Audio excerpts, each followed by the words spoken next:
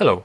To set up alarm clock on Xiaomi Poco X7, first of all we have to go into the clock application right here, and to set up a new alarm we have to press this plus icon, and right now we can set the hours, minutes, we can change the parameters from AM to PM, we can set the ringtone for our alarm. Here are also more ringtones available. Next we can set if we want to have this alarm on repeat to daily from Monday to Friday.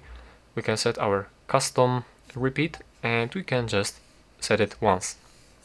We can also toggle vibrations when the alarm goes off, and here we have also this option delete after alarm goes off.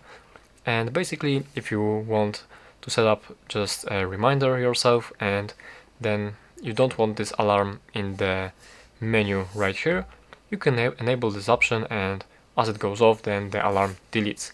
And also obviously you can set the label for your alarm, and as you're done setting you simply press this check mark and right here you have the alarm, as you can see.